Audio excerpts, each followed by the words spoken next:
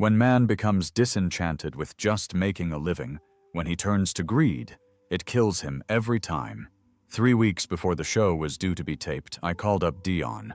I said, you know what? I can't do Soul Train, the second one. I can't do this. I can't do it. Legendary music executive. That would be the one and only Clive Davis. He has signed, as you know, some of the biggest names in the business, including Barry Manilow, Patti Smith, Billy Joel, Earth, Wind and Fire. The list is very long. Rumor has it that Barry White tried to warn Luther Vandross about Clive Davis. Barry and Luther were both big names in music. Barry had heard some things about Clive Davis that he thought Luther should know. Word on the street was that Clive Davis had a secret. He was very interested in men. Barry White, looking out for his friend, wanted to make sure Luther knew what he was getting into by working with Clive. Barry tried to warn Luther about Clive's hidden desires. This warning was meant to protect Luther, but what happened next is where it gets juicy. Did Luther listen to Barry, or did he choose to ignore the warning? Let's delve in. Barry White was a big name in music, known for his deep voice and romantic songs. Born in 1944, Barry started his career in the 1960s. By the 1970s, he became a huge star. People loved his music, and his songs were always on the radio. Some of his most famous songs are Can't Get Enough of Your Love, Babe and You're the First, the Last, My Everything. Barry White didn't just sing, he also wrote and produced music. He won many awards, including Grammy Awards, and sold over 100 million records worldwide. That's a lot of people buying his music. Barry had a special way of making songs that people fell in love with. His music was smooth and romantic, perfect for a date night. Here's where it gets interesting. But what many people might not know is that Barry White was one of the first black men to own his own record label. By owning his own, Barry had more control over his music. He could make the songs he wanted without someone else telling him what to do. This was a big deal and showed he was not just a great artist, but also a smart businessman. Now here's where it gets juicy. Barry White wasn't the only one doing big things in music. There was also Berry Gordy, who started Motown Records. Motown was home to big stars like Stevie Wonder and Diana Ross. While Berry Gordy was famous for finding and making stars, Barry White was known for his unique voice and style. The kicker is that both men changed the music world, but in different ways. Barry White made sure his music stayed true to his vision by owning his label. Berry Gordy, on the other hand, was great at spotting talent and making them stars through his label, Motown. Both left a big mark on music, but Barry White's way of owning his label gave him a special place in music history. Now, why did Barry White decide to leave these big record companies? During an interview section with Barry White, the interviewer asked him, when many folks are facing problems with record companies, with executives struggling, and companies closing down due to tape recording, how does he, a black man with a black-owned company, manage to survive? And so many companies are folding because of taping. How do you survive, a black man with a black company? Barry starts by saying that he's not excluded from the problems of piracy and bootlegging. Here's the kicker. He believes greed is the root cause. When people get greedy, it always backfires. The same companies crying about going out of business are the ones making blank tapes that allow people to record music without paying. Today, technology makes it easy to record music for free. How do you survive, a black man with a black company? I am not excluded from that nightmare of piracy and bootlegging. Barry also said it's a shame that the industry created this problem for themselves. He can't blame someone who can't afford a song for recording it when the industry put the tools in their hands. The record companies gave people permission to record by selling them blank tapes. So how does Barry survive? He keeps making his records. He believes some higher power looks out for him. But here's where it gets juicy. Barry talks about the big problem of artists surviving in this industry. He's been to many seminars where they try to come up with ways to stop people from recording music illegally. Greed, he says, is like a poison. Once you take a bite, it starts eating you up. The industry was making plenty of money and growing fast, but greed led to its downfall. The same thing happened to disco music. It started as an art form, but once everyone saw quick money in it, it was over. Here's where it gets interesting. Enter Luther Vandross, another big name in music. He started his career in a humble way. Growing up in New York City, Luther loved music from a young age. He was always singing, whether it was in school, at home, or with his friends on the street. People around him could see that he had a special talent, and he dreamed of making it big one day. Luther's big break came in the 1970s. He began working as a backup singer for well-known artists like David Bowie, Chaka Khan, and Diana Ross. Working with these big names gave him valuable experience and helped him get noticed in the music industry. But singing backup was just the beginning. Luther wanted to be the star of the show. Now, in 1981, Luther made a life-changing decision. He signed a contract with Clive Davis, a big shot in the music industry who had just started a new record label called J Records. Rumor has it that Davis saw something truly special in Luther, and he was right. With Davis's support, Luther was ready to step into the spotlight. Now, let's talk about the music industry at that time. The 1980s were a golden era for soul and R&B music. People were hungry for smooth voices and heartfelt lyrics, and Luther had both. First off, Clive Davis didn't just dip his toes into the music pond, he jumped right in and made waves. Back in the day, he discovered talents like Whitney Houston and Alicia Keys. Imagine discovering someone who would belt out songs that make you feel all sorts of emotions. That's what Clive Davis did. He knew how to spot a star in the making. Legendary music executive, that would be the one and only Clive Davis. He has signed, as you know, some of the biggest names in the business, including Barry Manilow, Patti Smith, Billy Joel, Earth, Wind, and Fire. The list is very long. But it's not all sunshine and rainbows with Clive Davis. Some folks say he's got a knack for drama. Rumor has it he's had his fair share of controversies. For example, there are stories about clashes with artists over creative stuff. Like, imagine you're an artist, and you've got this idea for a song. But Clive Davis says, nah, let's do it my way. Here's where it gets juicy. Some artists didn't like that one bit. They felt like their artistic freedom was being put in a straitjacket. Despite the gossip, Clive Davis has had a huge impact on how music gets made and heard. He's not just a record guy, he's a deal maker too. He knows how to make those big money moves that keep the music biz spinning. When Clive Davis says, let's make a hit, people listen. But here's the kicker. Barry White tried to warn Luther about Clive Davis. Rumor has it, Barry knew something wasn't right with Clive. Barry had seen how these powerful record executives operated and how they could exploit artists. He tried to tell Luther to be careful, to watch out for Clive's intentions. But Luther didn't listen. He was excited about the opportunity and trusted Clive's reputation. Greed is a funny thing. Once you take a bite of it, it tends to turn on you and start eating you up. He gets up close and personal with his artists. Some say he's like a mentor, guiding them through the crazy world of fame and fortune. But others whisper about his lust for his male artist. At first, things seemed to go well. Luther continued to make great music, and his fans were happy. But soon, things started to go south. Here's where it gets juicy. After signing with Clive, Luther's health began to decline. He started having serious health problems that affected his ability to perform and record music. His mental state also took a hit. Friends and fans noticed that Luther wasn't the same. He seemed more stressed and less happy. Are you in a good place now in your life? Asking right now? No, not particularly. No, you know, it's too much work that yields too little result from my assessment of it all. People began to wonder if Barry White's warning had been right all along. Was Clive Davis's influence part of the problem?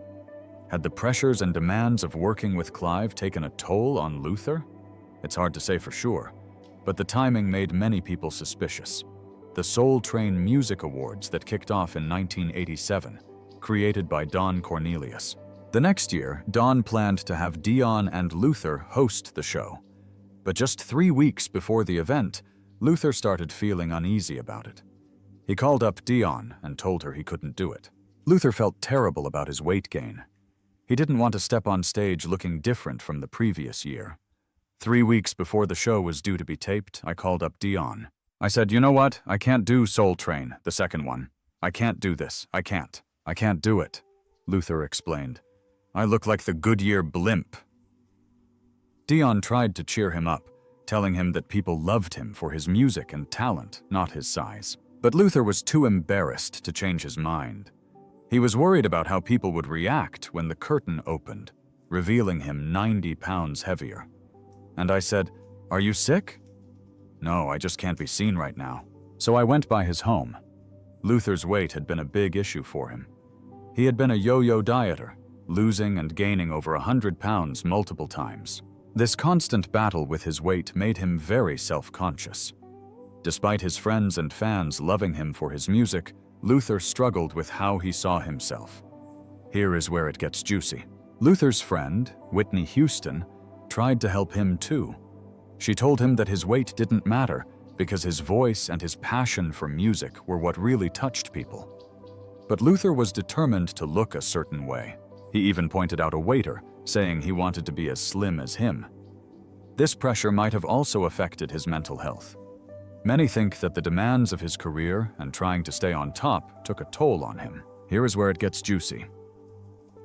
In 2003, Vandross had a stroke, which really shocked his fans and the media. People were talking about it everywhere. Words on the street were that his lifestyle and health choices played a big part in this. Vandross himself admitted that his weight and health issues were partly due to his love for food and his struggle to keep a healthy lifestyle. The stroke left him in a coma for nearly 2 months, and he had to relearn how to talk and sing. Despite his health problems, Vandross continued to work on his music. He released his final album in 2003 called Dance With My Father, which became a massive hit. Here is the kicker. The album won several Grammy Awards, and the title track became one of his most loved songs. People admired his strength and determination to keep making music, even when he was not well. The media and the public had mixed feelings about Vandross's struggles. Some felt sorry for him and admired his bravery, while others criticized his inability to stay healthy. This criticism sometimes affected his mental state, making his journey even harder. But his true fans always stood by him, celebrating his music and the joy it brought to their lives. Luther eventually decided to focus on his health. He wanted to take control and feel good about how he presented himself. This change didn't come easy, but he worked hard on it. By his 3rd year of managing his weight, he felt better than ever. He also left behind what's been called the biggest unkept secret in R&B history. Luther Vandross was rumored to be gay throughout his career, and his orientation was the subject of frequent media speculation. According to Gene Davis, a television producer who worked with the star, everybody in the business knew that Luther was gay. Nevertheless, it remained something of an open secret until he was posthumously outed by his longtime friend, Patti LaBelle, 12 years after his death. The singer confirmed the rumors once and for all in an interview on Watch What Happens Live with Andy Cohen in 2017. Did he struggle with the idea of coming out publicly? Was that something you talked about at all? The gay talk show host asked her. LaBelle nodded and replied, "Yeah, we talked about it. It was basically he did not want his mother to be, although she might have known, but he wasn't going to come out and say this to the world. We're gone for about 12 years now, okay? Luther never publicly came out of the closet, despite the rumors and the obviousness of it all," she added. "And he had a lot of lady fans, and he told me that he just didn't want to upset the world. It was hard for him." Reactions to the interview were mixed.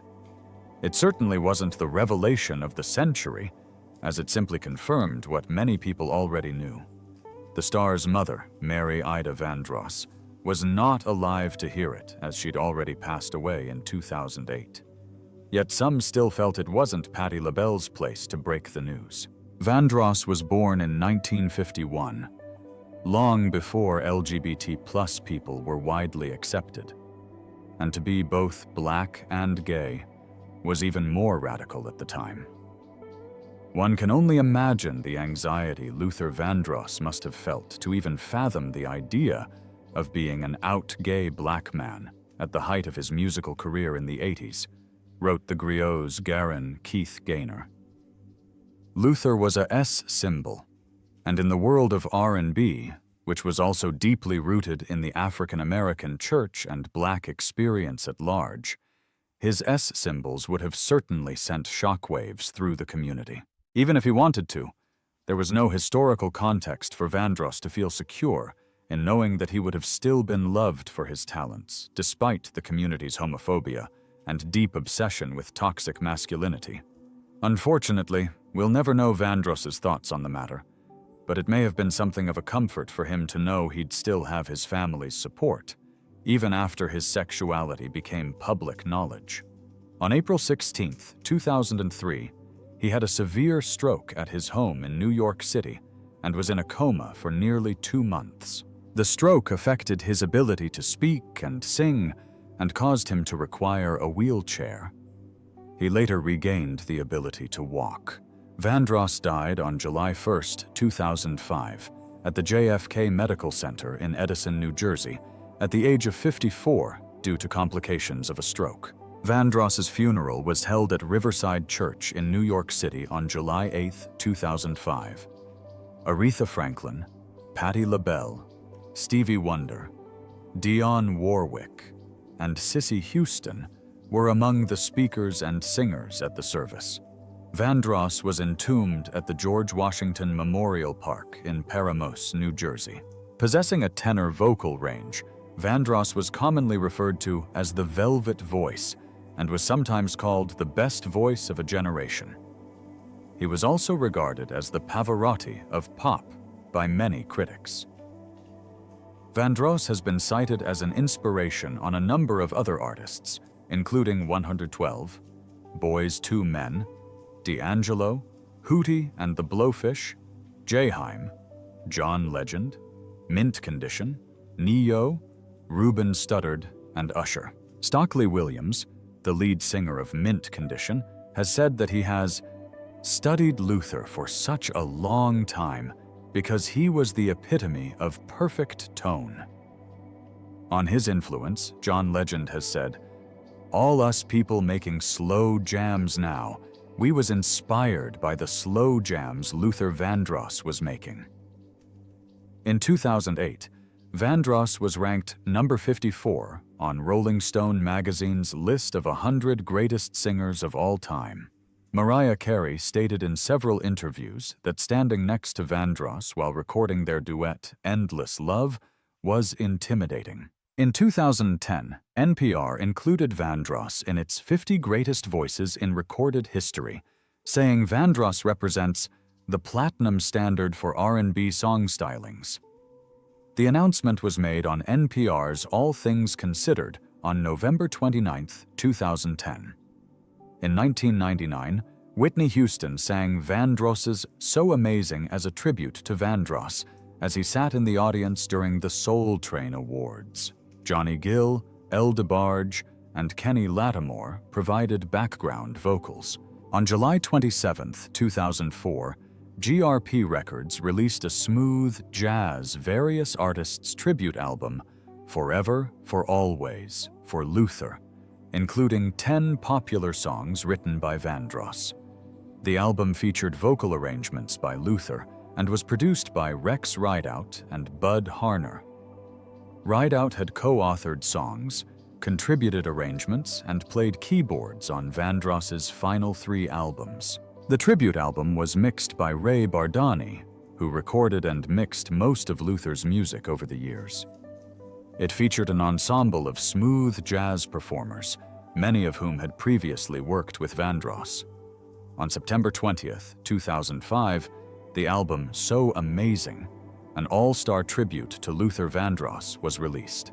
The album is a collection of some of his songs performed by various artists, including Stevie Wonder, Mary J. Blige, Usher, Fantasia, Beyoncé, Donna Summer, Alicia Keys, Elton John, Celine Dion, Wyclef Jean, Babyface, Patti LaBelle, John Legend, Angie Stone, Jamie Foxx, Teddy Pendergrass, and Aretha Franklin. Aretha Franklin won a Grammy for her rendition of A House Is Not a Home, and Stevie Wonder and Beyoncé won a Grammy for their cover of So Amazing. On November 21st, 2006, saxophonist Dave Koz released a follow-up to the earlier smooth jazz GRP tribute album, this time on his own Rendezvous Entertainment label, an album called Forever for Always for Luther Vol. 2, also produced by Rex Rideout and Bud Harner. Koz played on all the featured Luther Vandross tracks, which were recorded by various smooth jazz artists. On April 20th, 2021, Google celebrated his 70th birthday with a Google Doodle of an animated clip that plays Vandross's song, Never Too Much. The story of Barry White and Luther Vandross serves as a reminder of the dark side of the music industry. Barry, having seen the worst of it, tried to protect Luther from the same fate. Unfortunately, Luther experienced many struggles after signing with Clive Davis. It's a cautionary tale about the price of fame and the importance of listening to those who have been through the fire. In the end, both Barry White and Luther Vandross left behind legacies filled with beautiful music, but their stories also highlight the challenges and dangers that can come with working in an industry driven by power and profit.